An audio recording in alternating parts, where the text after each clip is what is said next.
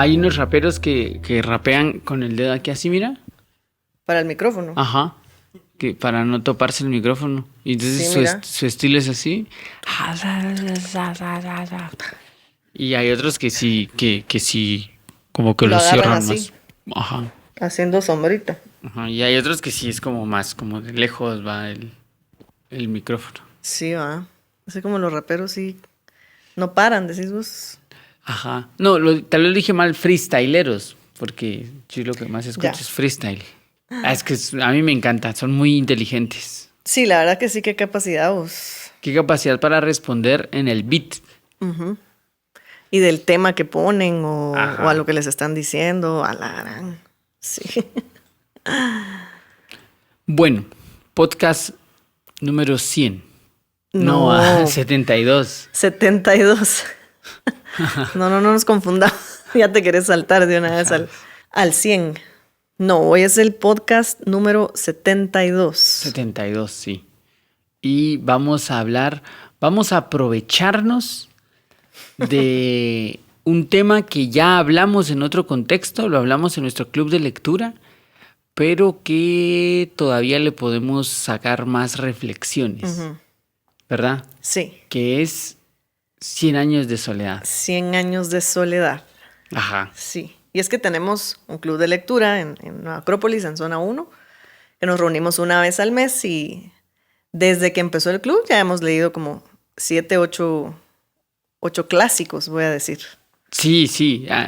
Yo sé que para alguien que lee un montón podría decir, 8 libros han leído. Pero no, señor. No. Porque han sido libros grandes. Sí. Sí, leímos El Quijote, leímos La Divina Comedia. La Divina Comedia, el Mahabharata. Sí, Shakespeare. Shakespeare. O sea, sí ha sido un club. Sí, ha sido muy provechoso. Sobre todo en el caso, hablo por mí, de los que nos cuesta más disciplinarnos a la lectura, como que en grupo ya uno va corriendo ahí atrás de los demás para leer. Sí. Y pues el último que leímos fue 100 años de soledad. 100 años de soledad. Que creo yo da para reflexionar un montón el libro, ¿verdad? El libro. Sí, se dice que es la obra maestra de García Márquez. García Márquez, pues lo que también hemos hablado, que él no gana, los Nobels no ganan el Nobel por una obra, sino por un discurso a través de su obra. Pero 100 años de soledad es ajá, porque libro. Como que hay varios libros de García Márquez y él tiene un multiverso García Márquez, porque personajes que se repiten en diferentes novelas o referencias en diferentes novelas, que va a usar él también como 100 años de soledad, que se repite en otras novelas. Entonces por ahí otra novela, La hojarasca, menciona así como de había pasado la tercera derrota del coronel Buendía cuando pasó Sí, esto. pues. Sí, tiene como paralelamente hay otras tiene cosas. un multiverso ahí de personajes y de gente. Y eso es como un discurso completo. Fíjate. Hay como un discurso completo. Creo que en 100 años de soledad menciona los funerales de la mamá grande. Y la mamá grande es otro libro de él. Ah, mira. Y entonces es como... Bien pensado. Sí, él genera un discurso bien hilado. Sí, pues Ajá. eso sería. Entonces, pero 100 años de soledad va a ser como su libro, porque es un libro muy bien escrito, pero también es como que destaca esta sensación, este movimiento que se va a llamar el realismo mágico. El realismo mágico. Ajá, es a través de este libro donde el realismo mágico surge o se populariza. Se empieza a usar. Se manifiesta de mejor manera porque hay más ejemplos de realismo mágico en 100 años de soledad. No es en donde aparece por primera vez, ni es en donde deja de aparecer, sino que García Márquez en la novela lo logra mezclar muy bien. Sí. Y tan cotidiano, tan normal, que en el libro hay muchas escenas que son normales, sobre todo en el principio, para los personajes, que para el lector es como, ¿qué? ¿De qué está hablando? ¿Cómo así que están? Y nadie se asombra en el libro de las cosas que suceden, ¿no? Así, una persona se puede ir flotando al cielo y a nadie le genera como nada, sino como...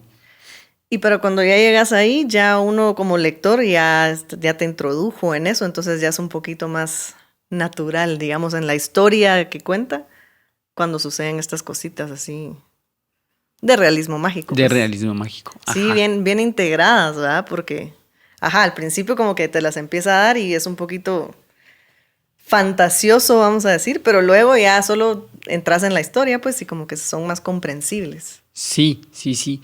Y bueno, pues el libro, vamos a comentar cositas. Nunca todo el libro, porque no Si se lo puede. quieren leer. Pero ajá, hay que leerlo. La verdad es que sí es una obra que vale la pena leerlo. Sobre todo porque creo que como uno de los temas centrales del libro, donde genera toda la discusión del libro, es sobre todo los tipos de soledad que existen. Ajá. O sea, García Márquez va a plantear las diferentes formas de la soledad.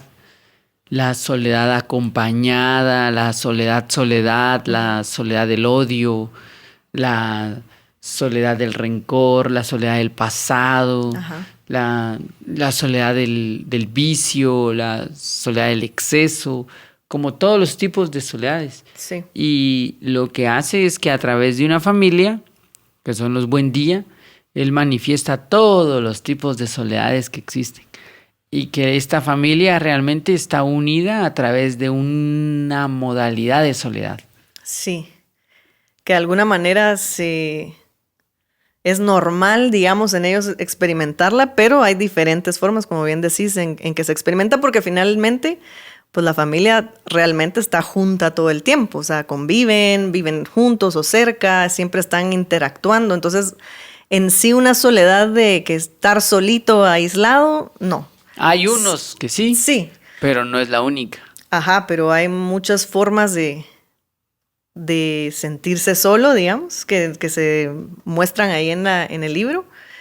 Y es bien interesante cómo puedes empezar a entender otros tipos de soledades que tal vez no las calificabas como soledad, digamos. Como por ejemplo eso que hablabas de la soledad por rencores y esto, sí, eventualmente terminan aislando a los otros o ellos aislándose de los otros. O sea, es interesante entender, sí, que en torno a eso van todos de Ajá. distintas formas. Sí, que todos tienen una diferente tipo de soledad y en la diferente tipo de soledad se van vinculando de diferentes formas, ¿verdad? Pues en resumen el libro cuenta el origen de un pueblo que es Macondo. Macondo. Y bueno, no importa, ¿verdad? Voy a tener que dar spoilers Sí. de cosas porque si no como... Spoiler alert. Ajá. A partir Pero de no, aquí. no pasa nada si uno lo sabe, porque lo interesante del libro no es el inicio y el final. Lo interesante del libro es la historia en sí. Y cómo la cuenta. Ajá, entonces Sí. es el origen de un pueblo, el auge del pueblo, la decadencia del pueblo y la destrucción del pueblo. Sí. Todo se desarrolla en este pueblo llamado Macondo. Sí, y que digamos que todo eso también es un poco simbólico de la familia. Sí, porque todo empieza con una familia. Una familia. los Buendía. Los Buendía deciden irse. Uno de ellos, el fundador, decide irse del pueblo donde vivían porque tuvo una pelea con alguien. Y desde ahí empieza la parte de realismo mágico, porque tuvo una pelea con alguien que se burlaba de la relación que él tenía con su esposa. Y él en medio del ataque de ira lo mató. Y entonces el fantasma Sí. llegó a estar ahí con él porque no tenía dónde irse y porque lo había matado. Y entonces el fantasma le dice que para darle paz debería de irse. Debería de irse del A pueblo. otro lado. Y él dice, bueno, te debo eso por lo menos, ¿verdad? Y se va con un grupo de emprendedores y en medio de la selva forman Macondo, lejos de todos.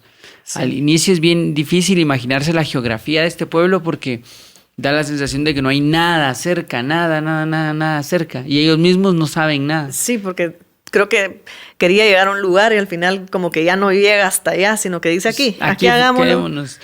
Y de ahí este pueblo empieza a crecer como aislado. La novela no tiene un tiempo en sí, salta en el tiempo. Es difícil imaginarse la época en donde está fundada, porque tiene saltos de tiempo y cosas así. Sí.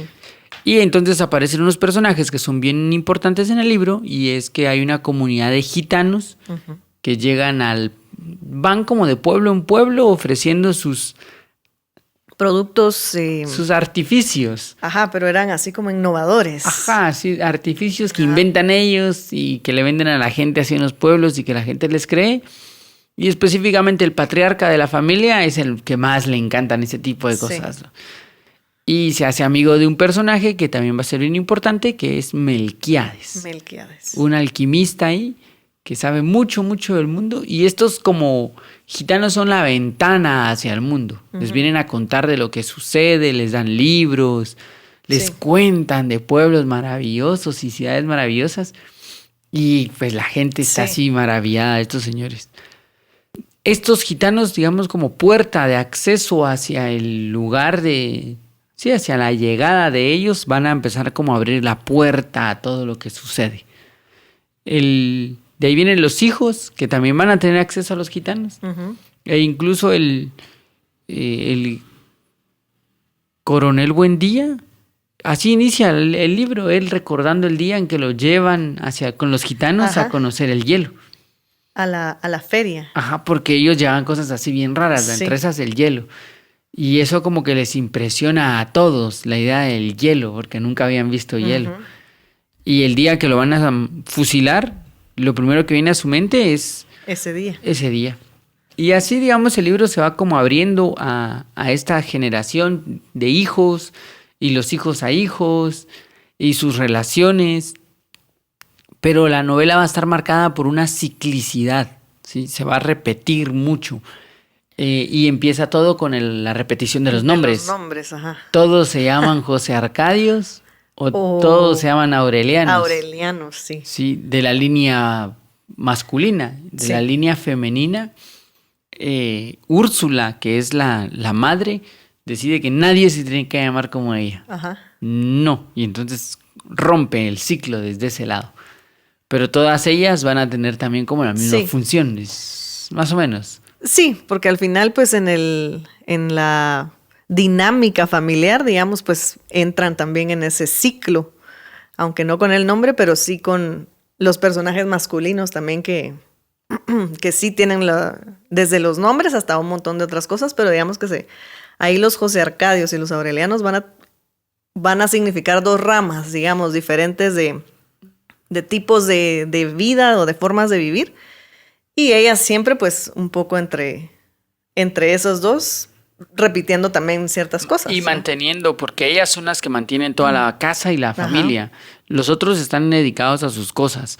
Los José Arcadios se van a ensimismar y tener un carácter como apagado y metido. Y los Aurelianos van a ser aventureros que salen al mundo y este tipo de cosas. Ellos dos no podrían mantener una familia ni mantener una casa. Se necesita como la parte de la madre, que es Úrsula, que mantiene como esa línea.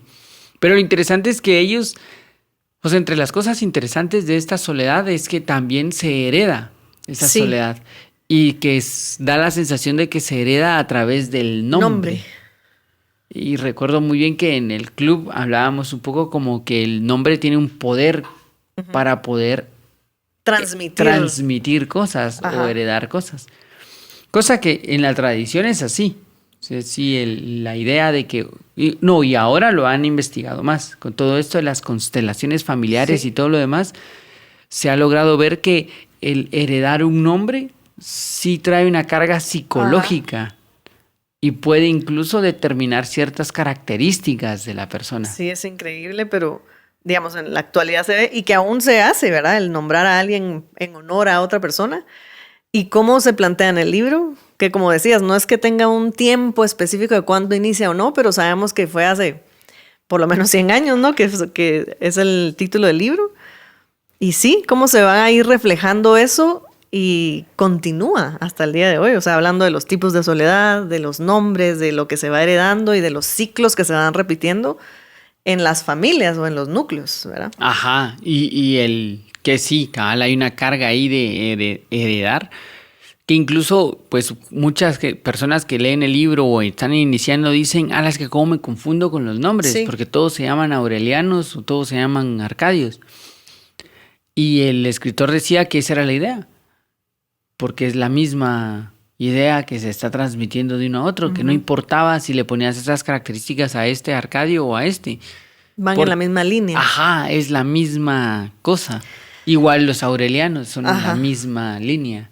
Y que al fin, y por ejemplo, yo mientras leía el libro sí tenía mi separador aparte, en donde iba la lectura y donde estaba ¿cómo es? El árbol genealógico.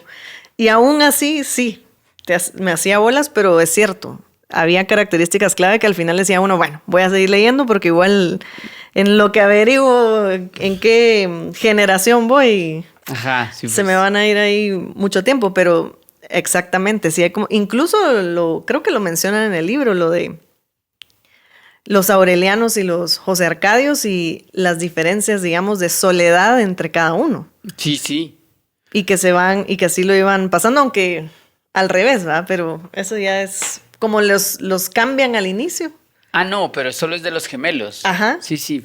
Que bueno, para que sepan los que no lo han leído, en el libro hay un momento donde nacen unos gemelos y uno va a ser José Arcadio y el otro va a ser Aureliano y se confunden en algún momento, no saben quién es quién y los llaman distinto. A este le dicen Aureliano y a este le dicen José Arcadio. Pero resulta que por tener el nombre de Aureliano se empieza a comportar como Aureliano. Ajá. Y por tener el nombre de José Arcadio se empieza a comportar como José Arcadio. Pero al final de la muerte tampoco saben cómo sucede, pero los entierran al revés. Como que regresan a su origen. A su nombre original. Ajá. Es como, sí, la fuerza del nombre. Uh-huh. La 100 años de soledad pienso que tiene mucho peso en la fuerza del nombre, en llevar un nombre en la espalda, llevar un nombre que te marca desde el nacimiento y un nombre que está en un contexto familiar, porque la familia también tiene una influencia. Sí, y que eso también te iba a decir, porque digamos que digamos que la mayoría crece en este núcleo familiar y hay cosas que se van heredando nostálgicamente o por tradición y conforme va avanzando la generación se van alejando un poquito de estas ideas originales o tradiciones originales. Y entonces un poco lo que yo veía también es que estando en ese núcleo es muy fácil como estar en ese ciclo e irlo repitiendo, pero también al no estarlo y no conocer tu pasado, podés igual caer en ese ciclo porque como no sabes, uh-huh, crees que vas fluyendo, digamos, con la vida, aunque pues así es. Y al final igual siempre caes en esa repetición, digamos. Entonces me pareció un poco como la importancia de conocer tu núcleo y estar consciente de qué cosas se pueden repetir y pudieras romper. Y el no conocerlo también te condena a que puedas repetirlo inconscientemente porque no lo conoces. Ajá, ajá. Si es lo que quisieras hacer, si en el fondo lo que quisieras es como romper con esos ciclos. Porque el libro es eso, el libro es un eterno ciclo, uh-huh, que vuelve y vuelve y no es que se repita idéntico, pero hay una tendencia natural dentro, ajá, del ciclo que los lleva a los personajes hacia lo mismo, los arrastra porque es inevitable ese ciclo, uh-huh, y que pues en el libro ellos están condenados a repetir eso, sí. A veces luchan, por momentos están saliendo por fin de ese ciclo, pero la tendencia es más fuerte y hace que el ciclo los arrastre y cometan una acción que los termina llevando otra vez al ciclo y otra vez y otra vez y otra vez. Y que más que un ciclo es una espiral que va avanzando hacia algún lado. Uh-huh. Y conforme va avanzando, el que va avanzando va entendiendo lo que ha ido sucediendo. Hay personajes que no conocen su origen, que no conocen de dónde salen, pero padecen todo lo que, ajá, les está sucediendo y lo que sucede es que esta tendencia del ciclo que te empuja a vivir algo, a tener ciertas características, hace que el personaje esté como condenado desde su origen, sí, y no pueda salir de ese lado, que es un poco la metáfora que también encuentra uno en el libro, porque el libro está muy mezclado con la historia de Colombia, con eventos políticos de la historia de Colombia, con sucesos de guerras y de cosas que existieron dentro de Colombia, y que García Márquez también a través de esa condena que le da a esos pueblos, porque están condenados a esto si no se rompe el ciclo en algún lado. Uh-huh. Si nadie hace nada por romperlo, si nadie es consciente del pasado, que en el libro lo explican muy bien. Llega un momento donde nadie recuerda de dónde vienen. Uh-huh. Hay una calle que se llama como un personaje y el personaje no sabe por qué la calle se llama así, porque ya nadie recuerda a su abuelo. nadie recuerda que existió su abuelo y... Solo le dicen que antes solían nombrar las calles Al revés, que antes solían nombrar a las personas por las calles. Ajá, Dicen, tú te has de llamar así porque así se llamaba la calle. Él ya no recuerda, él ya no sabe quién es. Entonces está condenado a repetir ese ciclo más fuerte que los que sí recordaban. Ajá. Entonces hay una metáfora ahí bien fuerte sobre el conocimiento del pasado, la repetición del ciclo e incluso como la condena hacia un tipo de soledad por esta desconexión de tu pasado, que cuando se descubre cambia todo, pues sí, que eso sí no lo voy a contar, ¿verdad? Eso sí para que lo lean. Ajá. Pero sí, es bien chilero. Me parece bien interesante eso de cómo esta repetición perpetua nos lleva a hacer acciones que ya estábamos predestinados a hacer, pero no porque hubiera un hado del destino, sino porque no logramos romper el ciclo. Sí. Que ahora en psicología ya se ha estudiado un montón que siempre en las familias hay una dinámica familiar que condena a todos a repetir ciertos ciclos hasta que aparece este personaje que es la oveja negra, ¿sí? Llamado también la tía loca o el tío loco, que suele ser este personaje que dice, no, yo no quiero esto y empieza a romper con eso. Y entonces actúa de manera distinta y gracias a los personajes que integran la familia pueden llegar a desarrollar cierto nivel de conciencia distinto. Se puede como desarrollar un tipo de conciencia. Sí. Y como que perdura también un poco más todo lo que viene, digamos. Hay una continuidad ahí, pero renovada, por decirlo de alguna forma, pero sí, sí. Muy bonito el libro. Sí. A mí me gustó mucho, pero sí es bien interesante cuando, pues porque digamos que es una historia que se te está contando, no es como que él diga, estos son los ciclos, estos son las soledades, sino que puedes ir interpretando esos símbolos, digamos, que él pone en el libro y aunque sean cosas que tal vez actualmente no se viven, de alguna manera uno se puede ir como relacionando a ciertas cosas por eso. Por las cosas que se van heredando, por el que quiere romper con el ciclo, por el que se aísla, digamos, por determinadas situaciones y cómo se van alejando, digamos, del inicio, digamos, de esta, ¿qué será? Familia, de esta.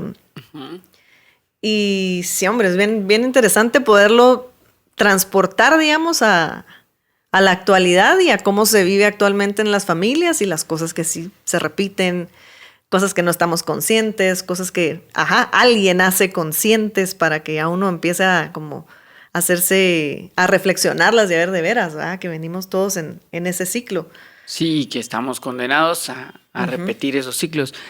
A mí, digamos, la novela me gustó más ahora, yo la había leído hace años y pienso que no la había entendido, no entendido, porque uno entiende, sino que no la había reflexionado tanto.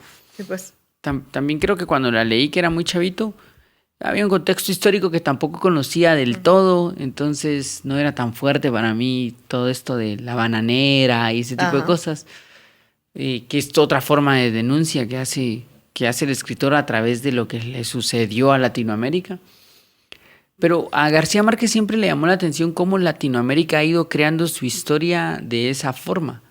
Hay cosas que suceden en Latinoamérica que son realismo mágico, ¿verdad? Que para nosotros son normales, son muy cotidianas y que ahora se expresa mucho en ese meme de imagínate vivir en Suiza y perderte esto.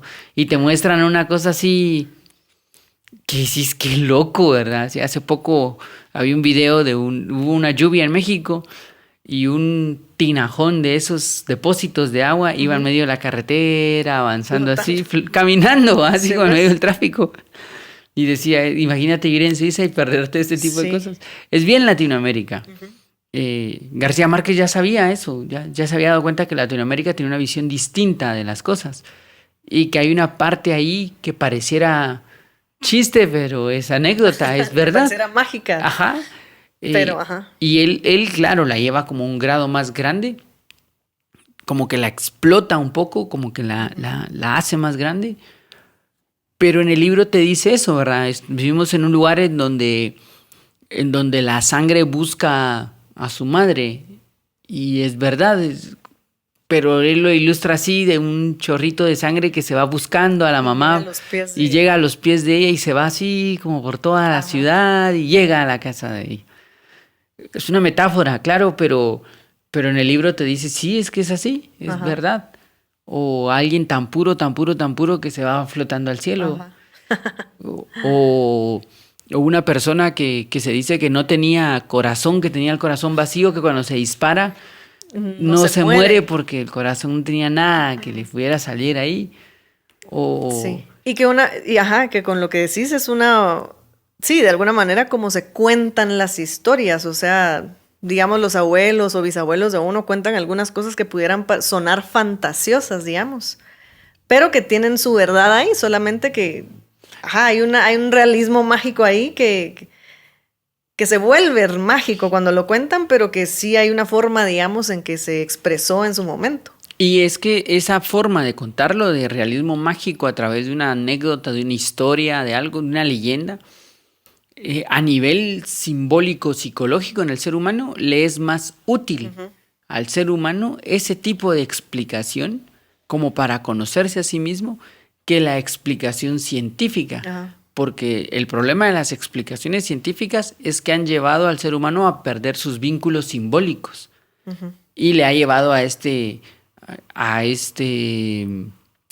¿cuál sería la palabra? Como este sarcasmo generacional en donde porque hay una explicación de fondo detrás de esto. En cambio, desde las explicaciones simbólicas hay algo interno del ser humano que se conecta más a esa explicación simbólica. Hace muchos años, con mi hermano y mi papá, nos fuimos a un lugar en San Marcos, que queda así súper lejos, ¿verdad? Que yo quería conocer, no me recuerdo bien por qué. ¿Por qué lo quería? No, creo que porque estaba yo en esa época que quería conocer lugares así como de brujería y eso. Perdón. Y entonces, desde niño yo escuché de un lugar en donde la gente decía que se iban a hacer los grandes hechizos y que no sé qué. Y siempre me generó esa sensación de, yo quiero ir ahí, ¿verdad? Yo quiero ir ahí. Y entonces una vez le dije a mi papá que me llevara y mi hermano dijo, yo me voy con ustedes, vámonos, pues. Y entonces nos fuimos, o no se fue mi hermano. No me acuerdo. Pero el lugar, imagínate, para llegar había un bus que pasaba los martes. Entonces, si no regresábamos el martes, ya no podíamos regresar. Sí, pues. El martes solo pasaba el martes. ¿Y por qué? Pues que la gente no tiene que estar volviendo ahí todo el tiempo.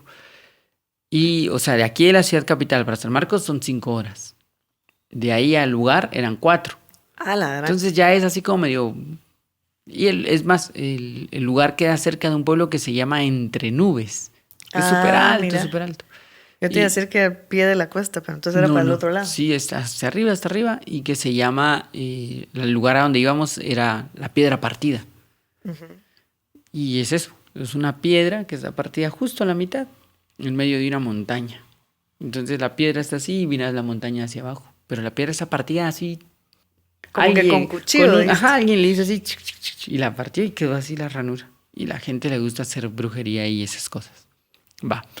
Pero entonces fuimos ahí y mi papá conoce muy bien toda esa región porque él trabajó en un proyecto que llevaba agua a todas esas regiones con la Municipalidad de San Marcos hace mucho tiempo. Entonces se sabe todos los lugares no, esto está aquí, no sé qué.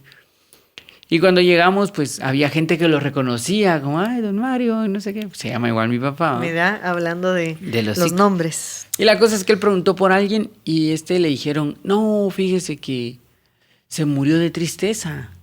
Le agarró la tristeza porque se le murió un hijo y pues ya no salió, ¿verdad? Usted de la tristeza. La gran, sí. Ustedes hubieran hecho algo para sacarlo de ahí. Decían, pues lo intentamos usted, pero mire, él más se sumergía en la tristeza y al principio estaba bien y después caía otra vez en la tristeza. Se murió. ¿Cómo así que quién se muere de tristeza? Pensé yo, ¿o cómo así? ¿A qué se refieren? Y después platicando con mi papá me dijo, no, es que sí se dice cuando se ponen a tomar porque mira. Se pusieron tristes. Y me pareció muchísimo más fuerte y humano decir que una persona se había muerto de tristeza y que esta tristeza lo había llevado a tomar y a esto, que lo que haría alguien desde el punto de vista científico que diría, no, es que es alcohólico y entonces tiene mucho alcohol en su cuerpo y su cuerpo... Y por eso murió. Sí, pero el otro es más humano, es más simbólico. Sí. Y esto es lo que ilustra Cien años de soledad, esta parte humano-simbólica que quizá explica más de los motores internos que explicaciones científicas sobre lo que puede suceder y lo que no puede suceder. Y que como lo que decís, pues a través del símbolo hay algo interno que se conecta y hasta nosotros, ya sea en tu caso de escuchar la historia esta que estás contando que viviste con tu papá, o leer el libro, también a uno lo vuelve más humano porque puedes conectarte desde algún punto. Porque si te dicen, es alcohólico, yo no soy alcohólico, entonces no hay una conexión ahí. Ajá. Juzgo.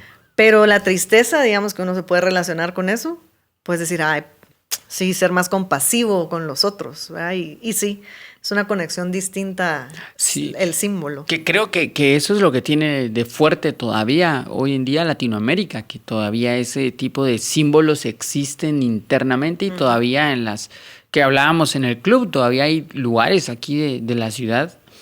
Yo sé que contrastando a esto existe un mundo tecnológico de inteligencia artificial y carros eléctricos y cosas así, pero paralelo a esto hay una realidad en donde todavía las personas se mueren de tristeza, en donde todavía hay símbolos profundos que las personas viven en este momento.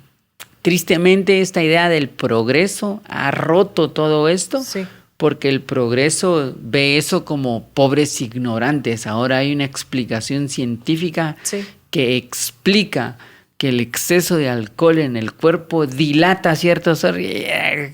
Sí, yo sé, pero interiormente al ser humano se le hace más útil entender que la tristeza puede consumirte a cómo funciona esto, porque esto lo que ha llevado, te decía, es como una sociedad bien apática.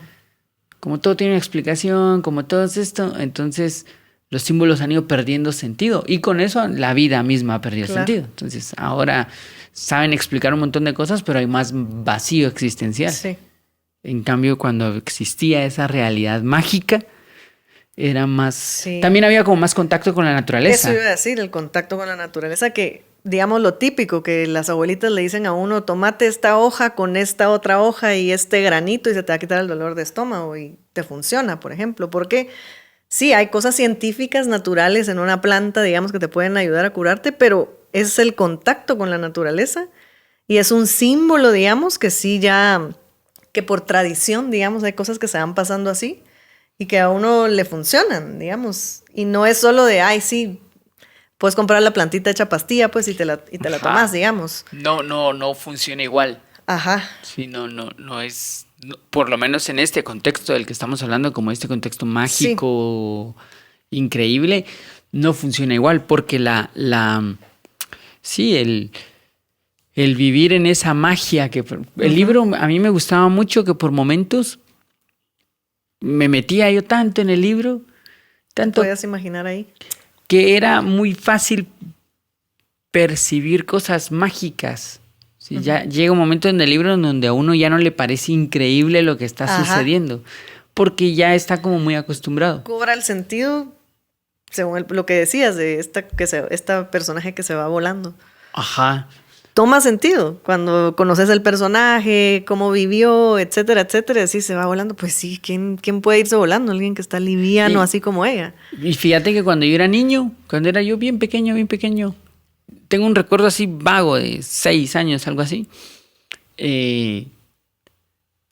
Recuerdo que mi hermano era bebé y te decían...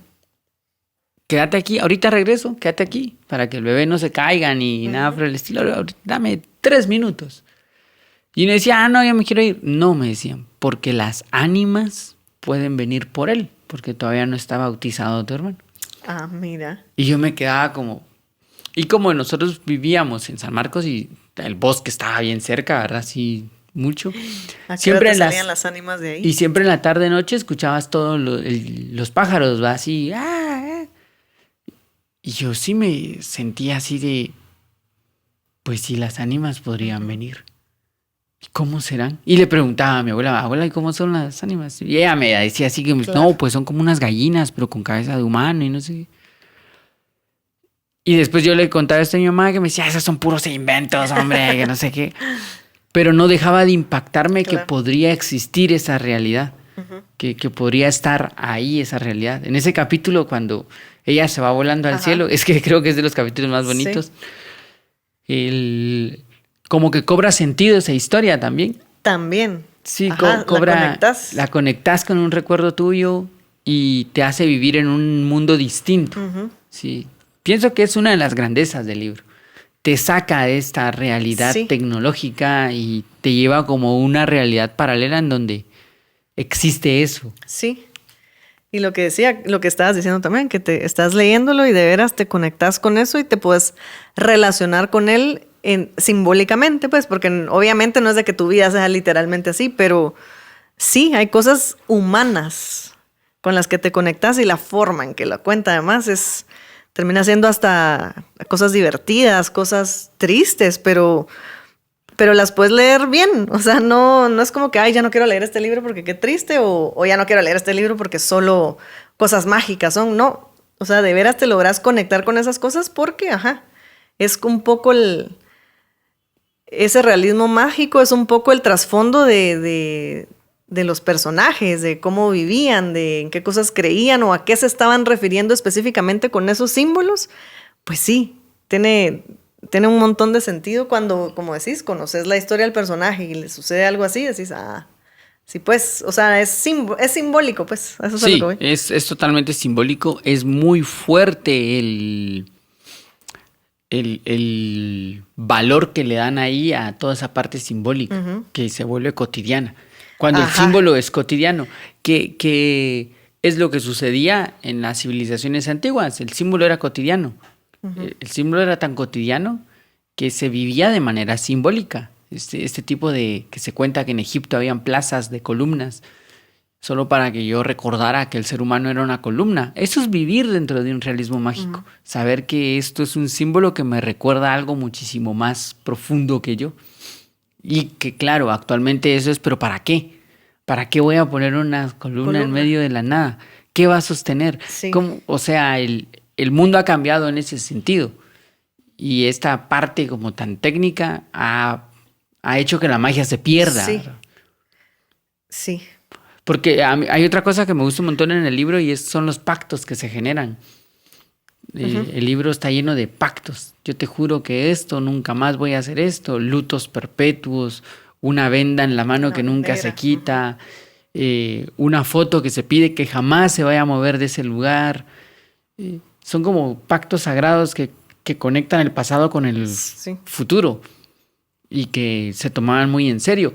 Que antes las abuelas y esto, o sea, mi abuela después de que murió su señor esposo, no se quitó el luto, vivió de luto toda su vida, pero porque había otra conexión desde otro lado. Sí, había como una comunicación distinta. Sí. Sí, y que hasta hoy, como decís, ya no es tan obvio, pero sí hay cosas así que se mantienen en las familias, en las generaciones, cosas que se van pasando y que era lo que hablábamos también del libro, que se iban comprendiendo mejor antes porque había más conexión con la naturaleza, menos, ¿qué será? Menos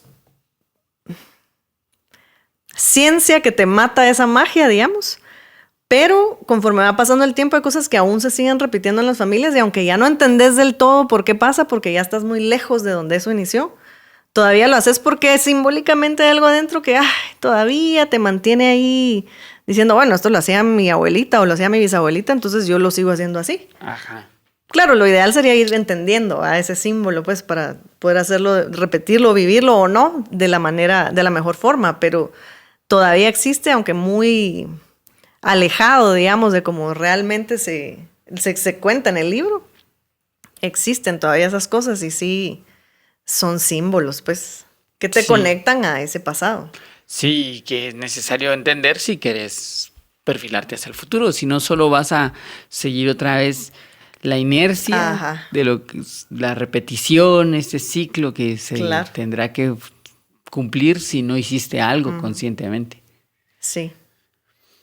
Pues estas son algunas de las reflexiones que podríamos hacer sobre 100 años de soledad. Hay muchas cosas más. La verdad es que sí es un libro que no habría que tomarse a la ligera, ni juzgar tan rápido, sino como más bien verlo, tratar de sumergirse en él, ver cómo funciona esta soledad también, cómo funciona el estar condenado a una soledad si no conoces tu pasado. Ajá. A repetirlo también. A repetirlo, Si no lo conoces. ajá. A entender el poder que tiene las herencias, no solo físicas, sino psicológicas. Todo ese tipo de cosas. Sí. Pienso que es interesante el libro. Y que son, como decías, bien propias de Latinoamérica, pues. Sí, Entonces, yo no sé cómo funcionan. Si hay alguien en Europa que nos está escuchando, por favor, cuéntenos. Pero aquí sí es muy fuerte toda esta parte, sí. sobre todo el núcleo familiar que es tan... Ahora no sé, pero sí sé que 1 o 2 generaciones antes la familia era Sí, bien. demasiado dura. Sí. Pero sí les recomendamos pues leerlo. Si alguien estaba por leerlo y no Vale estaba la pena. convencido, háganlo. Si no, Y si pues alguien- también inténtelo. Y si quieren leer, los invitamos a nuestro club de lectura, que una vez al mes nos reunimos. Nuestro próximo libro va a ser Estamos en la Odisea. La Odisea. Ajá. Así es que sí, nos pueden contactar por redes para que les brindemos más Ah, información. Y pues las invitamos a Sí. la lectura. Eso, yo creo que también al club y esto, pero sobre todo a la lectura. Sí, Siempre el libro tiene algo que decir. así es. Bueno, me gusta esa conclusión. Me parece también. Gracias, ¿Te parece, Gerson. Gerson? Gracias, Gerson. Gracias, Mario. Gracias, Paula.